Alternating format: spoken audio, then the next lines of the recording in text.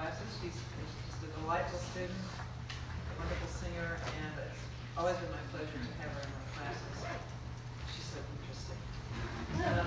She is going to read a paper called Harvey Weinstein and the Beautiful Miller Maid, examining the ways in which performing male fantasy and romantic repertory influences and perpetuates rape culture in modern day. She holds a master's degree in vocal performance from here at the University of Oregon. She's been described in the Seattle Times as an eloquent and charming soprano. This season she debuted in the Oregon Bach Festival as Shepherdess in John Blow's Venus and Adonis. She played Amore Celesta in the American premiere of Bononcini's Maddalena ai Piedi di Cristo, and she brought to life the oldest daughter in the world premiere of Anis Thigpen's Woman of Salt. Please welcome Emma Lamb.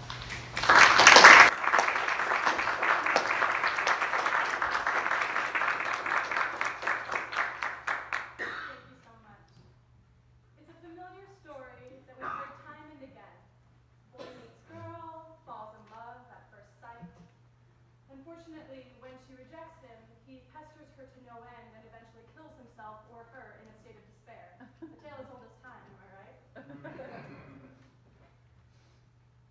Wilhelm Müller's poetic cycle, Die Schöne Müllerin, most famously set to music by Franz Schubert, follows this problematic archetypal plot structure.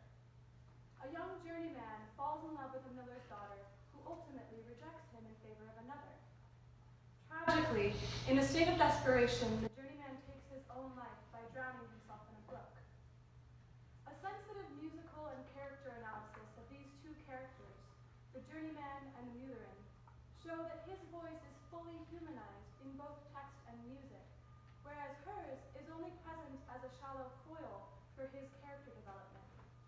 This type of female foil is pervasive in canonical literature of the 19th century, but it reflects 19th century cultural values that romanticize male fantasy and prioritize male perspective, while erasing the autonomy, voice, and complex inner emotional life of the female. Furthermore, the young girl at the center of our story falls victim to virgin whore mythology. Isn't it odd how the narrative of the complex man and the mute woman is mirrored in the recently unearthed stories of serial abusers in the modern era, such as Harvey Weinstein, who systematically disregard, dehumanize, and silence the women that they proposition? Black feminist activist Tarana Burke started championing Me Too in 2007, and this tweet launched the Me Too movement in 2016. The outpouring of confessions by women who claimed Me Too shortly after Weinstein's serial misogyny was exposed shows how pervasive sexual harassment is, and it shows the negative social repercussions women have faced when they've spoken out about sexual coercion. We'll get to that more in a minute. Given the parallels in our own time to the narrative structure of Die Schöne Müllerin, it's worth asking, in the eyes of the contemporary listener and performer, is the journeyman a protagonist, or is he perhaps an antagonist? Cultural narratives have a direct effect on human behavior. Therefore, does performing this cycle today perpetuate rape culture? If so, what are our ethical responsibilities as musicians when performing this music?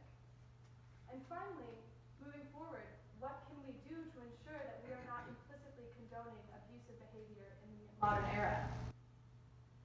Music with words is unique among the art forms because we continually relive in real time stories entombed in the canon and reenact not only their plots, but the driving forces that propel their characters' actions, whether or not they agree with modern sensibilities. The stories are a time capsule of the ethos, culture, language, and style of their time in history.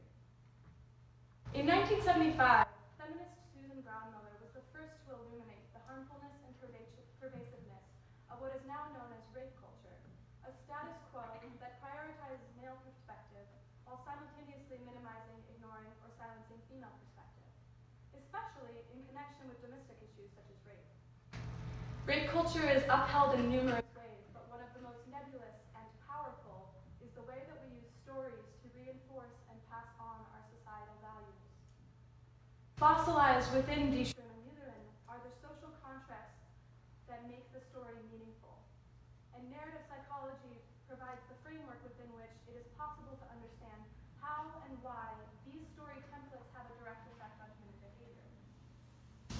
As narrative psychologists Shapiro and Carr explain, society provides the framework in which people assign significance to their emotional experience. If society provides this framework in the form of social order, status symbols, marker of identity, etc., for what our emotional experiences mean, we also narrate relationships within the implicit conventions of our culture that offer canonical templates for what relationships ought to be. And we subtly, or not so subtly, critique what is outside these bounds.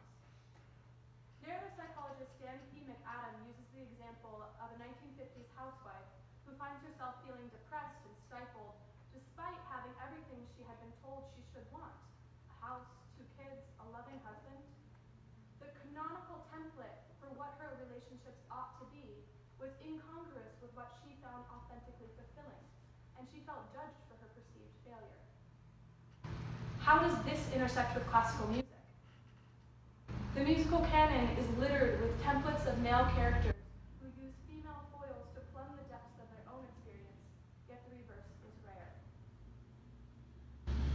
Comparatively nuanced encounters describing the female experience are only recently becoming published in the mainstream media. When Aziz Ansari was accused of railroading over a woman's reluctance on a date, it sparked a viral conversation about the nature of consent on Twitter, which was pockmarked by responses that negated the woman, who she went by the alias Grace, negated her perception of the encounter. In the aftermath of this explosive story, many women affirmed that yes, in fact, modern dating often feels like coercion. And yes, many of us feel that it is more important to be nice and avoid hurting a man's feelings than it is to preserve our own emotional or psychological comfort. Listen to the voices of these women who attempt to shed light on the complexity that this situation unearthed, and the people that responded to them.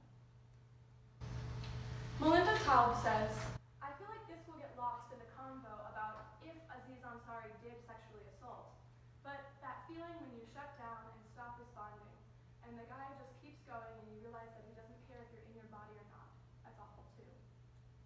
Satan responds, "This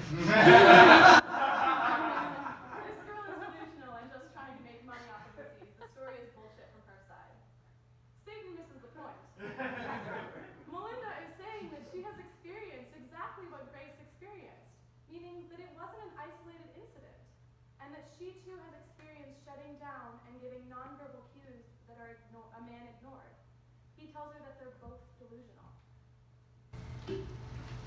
Jessica Valenti responded, "A lot of men will read that post about Aziz Ansari and see an everyday, reasonable sexual interaction. The part of what women are saying right now is that what the culture considers normal sexual encounters are not working for us and are oftentimes harmful."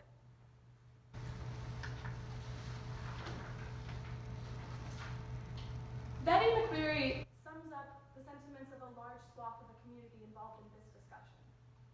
It also highlights our unconscious bias for the canonical templates that both Grace and Aziz were emulating, the passive female and the aggressive male.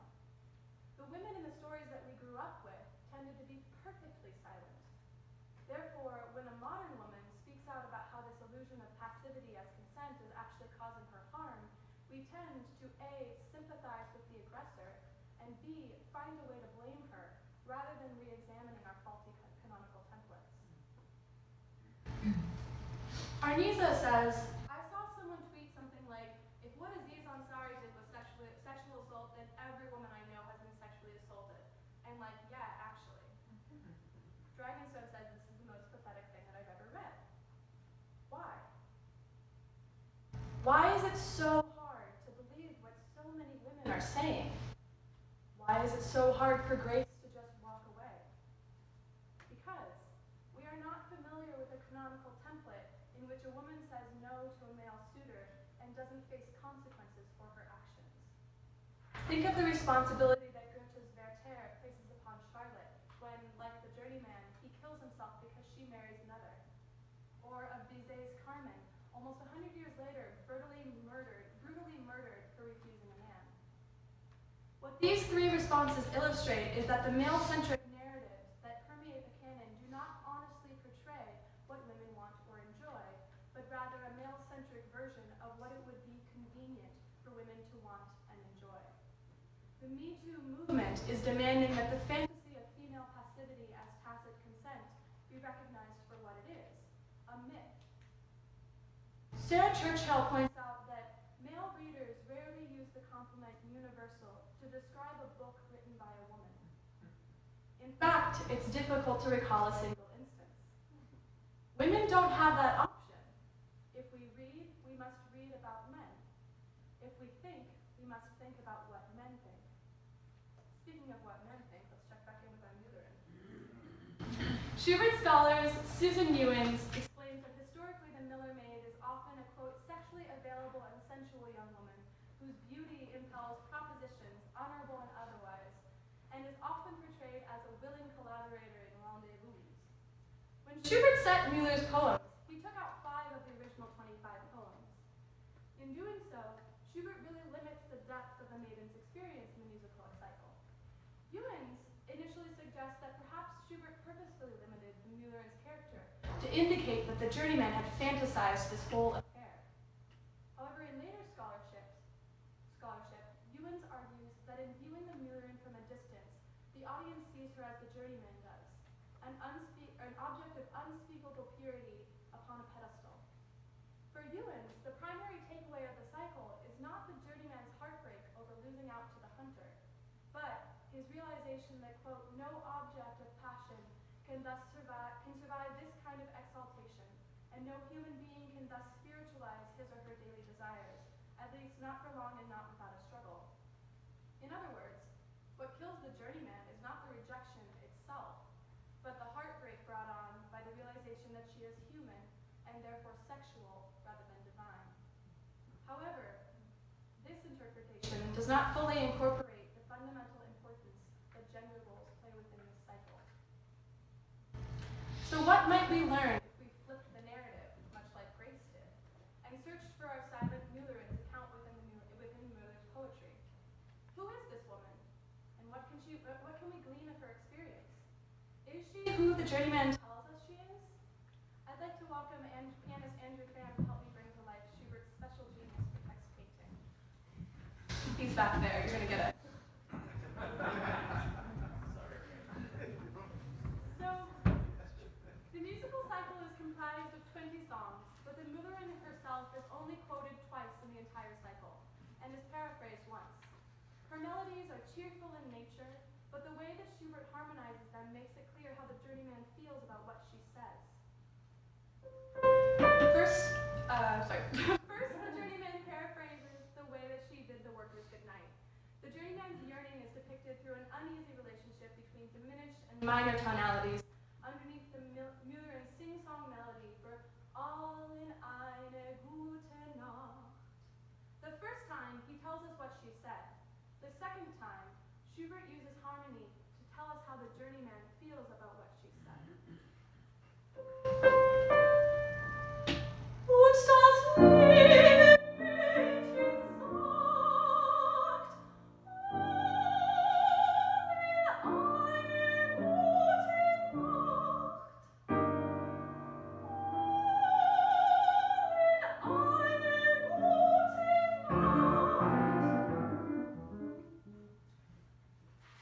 the repetition and the bittersweet harmonization give us a window into the journeyman's regret at her parting, and the downbeat emphasis of the word Allen underscores his disappointment that she didn't single him out in her goodnight. In Song 7, we can infer that they've had further interactions. However, he admits that she doesn't notice how infatuated he is with her. Our hero is not discouraged.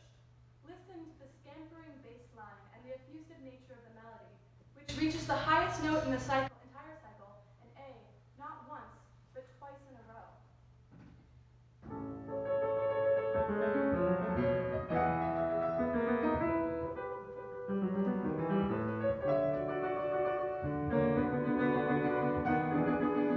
Ich meint es müsste in meinem Augenschein auf meine Wangen bis verfallen sie.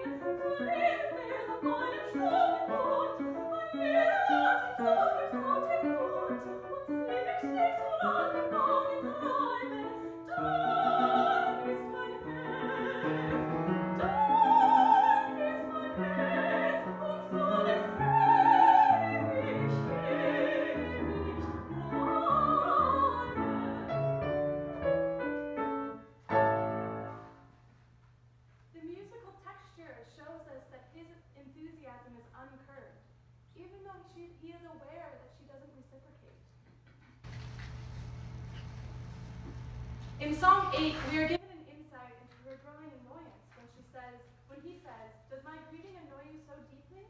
Does my glance upset you so much?" He contents himself with waiting far off so that he may better observe her window from a distance.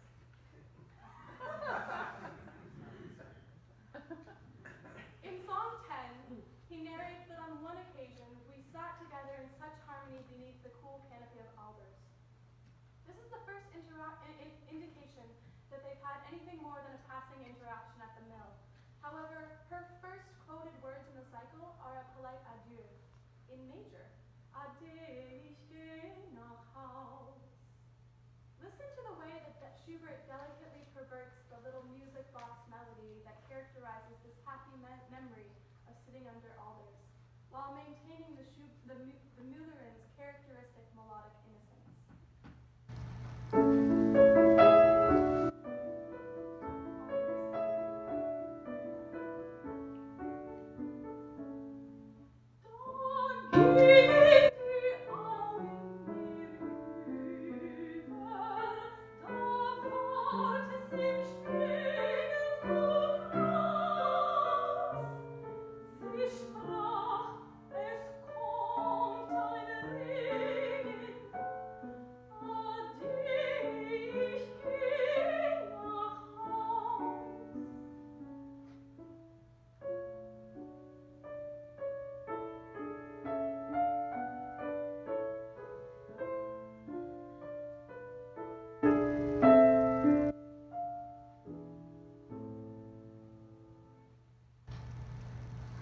All she says is a storm is coming. I'm going home.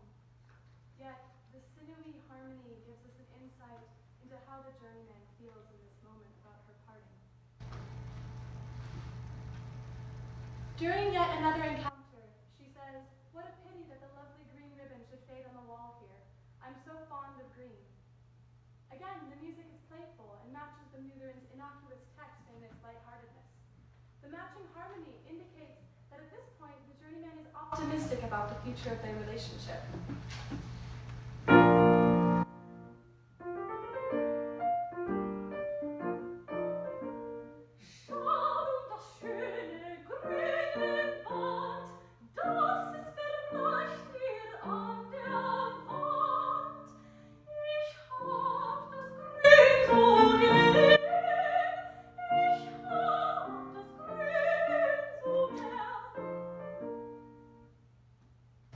Later, things take a turn for the worse.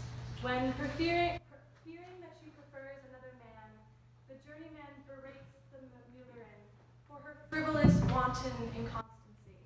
When we've seen no evidence that she ever truly entertained his affections, rather than just tolerated them. In a jealous rage, he insinuates that she's a whore when he spits that a nice girl does not put her head out the window looking for another man.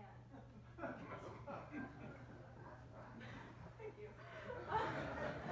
The next three songs chronicle his despair, and in the 18th he states, "All you flowers that she gave to me, you shall be laid with me in the grave," indicating that he has reached a state of desperation so deep that he has decided to take his own life. However, he suggests that the reason that she chose another is that she doubted his love was true. The possibility that she just wasn't attracted to him seems out of question. Our hero's story through the words and the action of the Müllerin tells a vastly different tale. Let's recap. She says goodnight to all the workers. She ignores him. She ignores him. She says goodbye. She states a preference for the color. Given the irony that she is the title of the cycle, her presence within it is almost comically one-dimensional, even as the journeyman's reactions are given additional depth through Schubert's evocative harmonies and musical textures.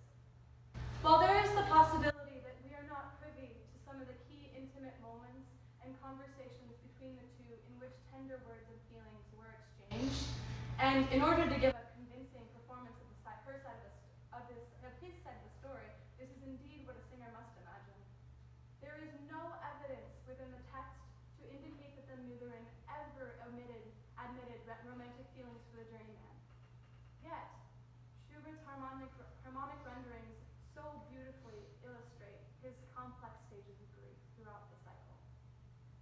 It is easy and convenient to imagine her flattered by the attention and sympathetic to his earnest courting. However, considering the gender power dynamics at play in this situation, it's just as likely that a young girl, sensing the desperation and potential volatility of her suitor, frantically feigned polite interest in an effort not to incite him to violence. That Müller's hero recognizes this fundamental truth about women, that in essence, we are not angelic creatures, but are no different to men in our complexity, carnality, autonomy, and inner emotional lives, and decides to demonize her and kill himself, rather than acknowledge that she is not beholden to him, is central to the story. If we were to reverse the roles, meaning a woman pursues a man in this way and he shows no interest, we might feel sympathy for the rejected girl, as we do for the journeyman. But would we blame the man for choosing another woman? In the modern context, the roles have been reversed, and as a general rule, we don't believe women who do not play the traditionally silent part. Take, for example, the recent case of MPR firing Garrison Keillor for claims of sexual harassment. A widely beloved paternal figure, his public persona as an avuncular do-gooder encouraged the public at large, myself included, to believe Keillor when he made statements that refuted his accuser's claims and undermined her credibility. The outrage that he had been treated unfairly as, quote, just one more victim of Me Too, was widespread. In response to the extended outrage, NPR was compelled to publish the results of an internal investigation revealing a pattern of, quote, dozens of sexually inappropriate incidents over a period of years, including excerpts of emails and written messages, requests for sexual contact, and explicit descriptions of sexual touching, communications and touching. Only after a concrete explanation of wrongdoing did the controversy die down. The point is, it takes little imagination for us to believe an alleged perpetrator's cries of innocence, yet we only believe a woman's account after a year-long investigation provides irrefutable evidence in the form of pictures and texts. Why do we all doubt women and believe men? Because the stories that we consume do not give us the opportunity to empathize with a woman's point of view when, and especially when, it contradicts the point of view of the male narrator. And therefore, we are unpracticed at accepting her side of the story. To summarize, Schubert's genius for text setting makes Die Schöne Müllerin a beautifully authentic depiction of a man's hubris and subsequent fall from grace. But I am arguing that it is far from, quote, universal. Through witnessing male-centric stories like it in the canon, we are given a narrative template for empathizing with his experience, but we are not exposed with any regularity to the traumatic effect this type of experience can and does have on women. Therefore, when a man propositions a woman, she is conditioned to be aware of the emotional pain he may experience upon rejection, and she may incorrectly assume that she has some responsibility for it. However, a man is not similarly socialized to empathize with her discomfort, nor does he assume ownership over her pain. Die Schöne Müllerin is broadly representative of the perspectives we are exposed to in the classical narrative music canon, not to mention the canons of classical literature, television, and cinema. The fact that we aren't already enraged by the singularity of viewpoint is a symptom of its normalization. For some absurd reason, men are not taught that it is essential to their humanity to read Kate Chopin and Sylvia Plath. Yet until my senior year of high school, I had been assigned exclusively male authors. That's a shout out to Mr. Hanahan for assigning Jane Austen. Thus, our performance practice question comes fully into focus. The majority of romantic narrative works tell stories that come from an era of unexamined myths about female passivity. Only recently are we beginning to recognize how widespread and harmful the effects of rape culture are, because only recently have we started listening to dissenting women. Over 50 women have now accused Weinstein of sexual harassment and or rape over a period spanning decades. As classical musicians, we are self-professed cultural ambassadors. But what are we doing to address this problem that we've inherited? I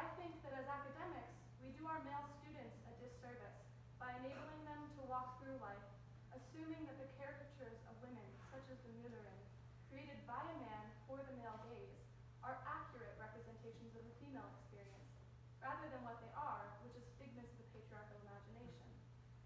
We also do our female students a disservice when we ask them to portray silly, simplified versions of femininity, and deny them access to complex roles, such as the journeyman, flawed as though he may be.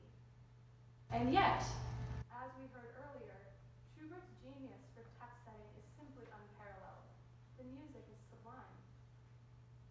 Going forward, how do we approach these issues of performance so that future generations of students can appreciate the music of history without subconsciously internalizing the messaging it carries with it from another century? Is it not our duty as musicologists and performers to make these messages explicit to our fellow musicians and the public? Without conscious effort, we are complicit in a system that convinces women like Melinda, whose tweet we saw earlier, that they are crazy for shutting down and hoping he will stop, and allows men to believe that theirs is the only perspective that matters. Modern society has been irrevocably altered by the Me Too movement, and it's not going away. It's time for women's voices to be heard, to be believed, and to create the narrative that will define the next generation. These are my recommendations for how we might start to reverse this trend. Moving forward, I argue that we should teach how narratives help us process, understand, and define our real-life experiences in standard music curriculum, so that our students can understand how these stories affect us. We should identify sexist conventions in all narrative music and address them head-on in both rehearsal and performance. Lastly, don't assume that women are crazy. Assume you just haven't heard her side of the story before. Listen. Thank you so much for your time, and thank you so much to my collaborator, Andrew, for his playing.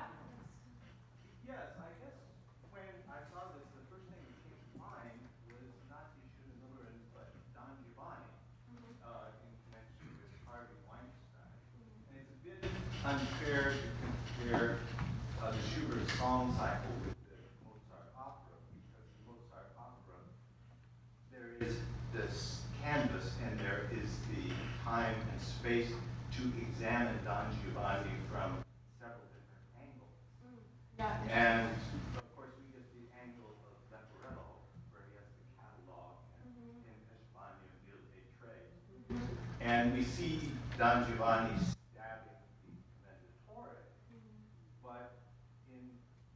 sort of odd twist, or maybe this is Mozart's intent, Don Giovanni's attempts to seduce women are comical failures in the opera. And we get to see him almost through the eyes of Zerlina and Zetto and Donna Elvira. And as I say, it's a little bit unfair to compare Die Schöne Müllerin because it's a song cycle. But probably a pretty good analog, at least to the Harvey Weinstein angle and Me Too movement. Yeah, actually, that's I know of a production that's happening in Seattle right now where they're actually using the opera Don Giovanni to teach about rape culture on college campuses. So that is something that is actually happening. I have a couple colleagues in Seattle who are doing that direction. And I think that it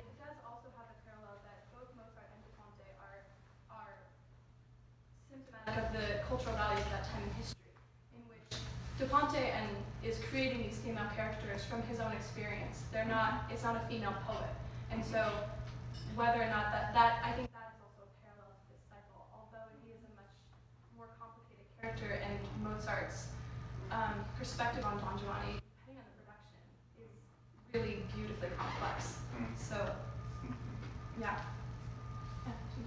Certainly the Middle Ages is as implicated in this syndrome that you're talking about as any other, but there are a couple of useful exceptions that fall in the Me Too side of the balance sheet. And one of them is, for example, the array of responses in the pastoral genre to the knight who sees a beautiful shepherdess and decides, that's for me. And sometimes the story plays out as the male fantasy would wish.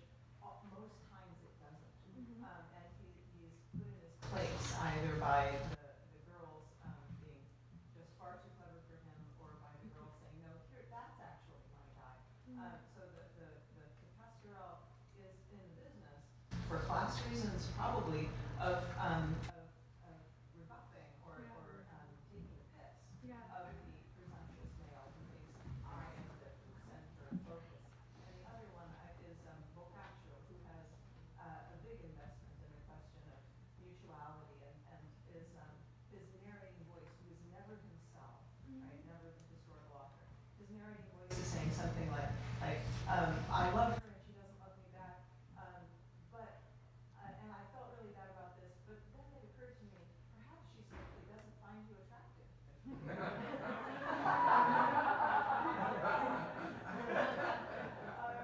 the fact that we laugh and say, well, yeah, duh, says more about our expectations of Boccaccio than it does about his ability to simply excise himself from his own point of view, put himself into the female point of view, and say, it's not working for her. Yeah. No, and I think that's a beautiful way that, taking my moving forward and kind of incorporating that into general curriculum, it's something that doesn't happen enough. Because until I was 18, there was no literature. I went back and asked all my high school, really?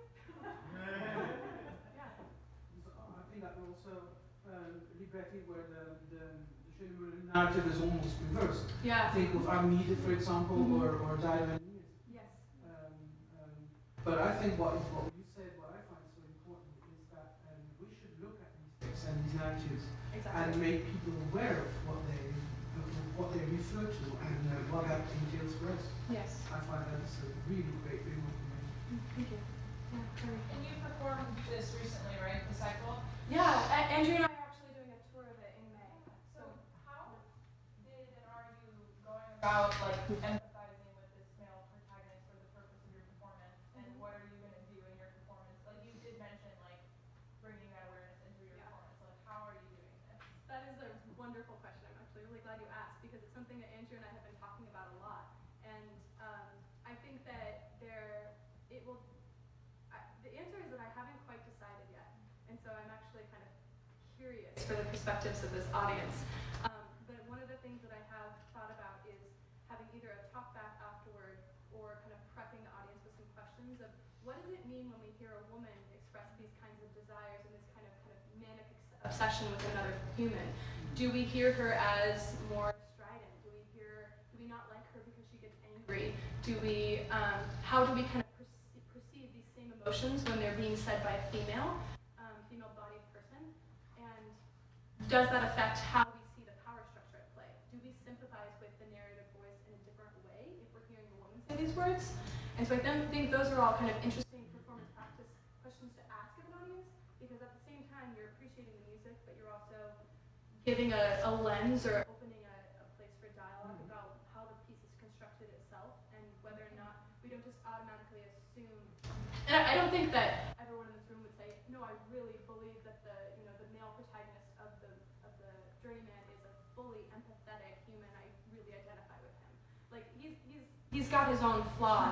That's not the argument that I'm making. I'm not saying that he's always been seen as an exclusive protagonist. But I do think that maybe is one sort of angle that I'm approaching it through, and I'm curious to open the Pandora's box to everyone else whenever they do a performance. Yes. Me? Yeah. Bringing up the fact fact that we rarely are encouraged to read women's writings, literature. The canon is always all the great novels by men, whatever. Here in Eugene, we have 2 middle schools who just recently bulldozed everything and put up brand new middle schools with 2 stories now, and there's stairs and lots of windows and many, and it's all high tech, wonderful. And this fall, and I haven't taken action on this yet. I'm a retired music specialist for the public schools, and I'm still working on who to go to and how to calm myself down about this. A picture on the front page of the home section or the city region of all the students at one of these schools on this big stairway. It's a big 2-story with windows on both sides. And this school had you can buy these, some people decorate their homes with, you get pre-cut out sayings, and women people put them on their walls. So they had all these authors on the stairs up on this great, all these authors. And I went, okay, let me just count. 3 women authors and 17 men. Yeah. But here's the kids under there. This is our curriculum. This is our thing. Yeah. It was just a little tiny flash of, Yeah. okay, it's 2017, 2018. Here we are. These are the Yeah. ideals. And I think that's one of the kind of more, your point points to something it's so subtle and so ingrained that it's still a conversation to convince, I wouldn't say convince, because it's not necessarily just a cisgender divide problem, but it is not assumed that male students should read feminist authors and understand that that's essential to kind of developing their own understanding of the female experience. It's something that women go out and seek out because it's very validating to read someone who you're like, oh wow, you speak the truth, and I've never been able to put that into words myself, but I really identify with that experience. And I think it's not necessarily assumed on the same fundamental level for male students, young people, to engage in the same way with those texts. Yes. As a female performer, I refuse to compete. I commend you for your work. I think it's wonderful, and I think educating students and the public is wonderful. But I refuse to compete. That's falling into their game. My voice is my voice. And perhaps if I didn't choose the 19th century, there is a reason. If I choose earlier repertoire, you may want to wonder about that. And my question, I have so many questions for you, and perhaps we can take the time later on. But of course, immediately I think, oh my God, this salon thing, and then there is the opera, even within the same period structure. Yeah. But I also liked Gina Saki's answer. The shepherdess sometimes does say no, and she means it, and she's her. And also you don't necessarily have female authorship for poems who are quite to the point. So it's a complicated terrain you're traveling. And our worry, my worry as a woman of 2017 and 18, may, I'm going to shock you, but may not necessarily help by being superimposed on the music I sing. I don't think I want to sing that kind of Schumann thing about, I don't think my psyche is there. But if I carry an emotional human disrupted moment in life, unbalanced moment in life, let me carry it for the public independently from the gender issue. I think that would be my challenge as a performer, and my strength as a performer. That my voice is both female and male, and watch me do it. And if you think it's only, I don't want to be passive in other terms. I don't want to be the victimized element in the story. So kudos for you, educate people. But we don't have to victimize ourselves to do it. Oh, You know what I mean? I think it's important to say it. Are you saying that by singing the journeyman's perspective as a woman, that is taking on a status of If you feel that depending on how you feel about the Schönerin, about that woman, depending on how your performance and unfolds itself, Yeah. you may, Mhm. Start disagreeing with your own That's right. character. Yeah, and I think I think that's a really good point, and I want to spend some time thinking about that. Thank you so much for that wonderful question. And I think that in my experience so far studying the cycle, that Schubert has such a gift for finding the truth of the poetry in his harmony that it doesn't feel like he's tacking something on to the journeyman. It feels that he's really kind of like reaching in and finding the kernel of like the meaning of Müller's poetry and then embodying that in harmony. And so I can empathize, absolutely. I think that's why the cycle has lasted for so long and been such the pinnacle that it is of the art song genre, is that it is such a beautiful human experience that he goes through. And the fact that it's a gendered experience and that we can see now that there's problems with the constructs within which he's working is independent from the fact that the music is actually beautifully humanist and authentic, and it never feels like that's my first reaction to that. But I think that's a beautiful point. Gina? Yeah, this is just to make up for what I didn't say before, which is that this was an absolutely fantastic paper, wonderful. The work is great. I was scribbling and copying things down. And when your second questioner said, so you're performing this, what are you going to do to present it? I just wanted to tell you for pedagogical feedback, the moment that really got me in the ribs was the slide that showed the 5 things that Müller had actually done. And that working back from that, you might start, you might set your audience up by saying, you know, as I sing, you might want to keep your ears open for the things that Müller actually does. Mhm. As opposed to the fantasy life of it. Just to tell you how it played out when you recap, that slide just made me go, oh my god. It's 2 of them were the same. Exactly, and they're both ignoring. Thank you. Yeah, okay, thank you. Well, she said no, right? She says no to so many more, right? So I would add, just showing a picture of Evan Mueller several times really strong, because I'm not sure I've ever seen her. And I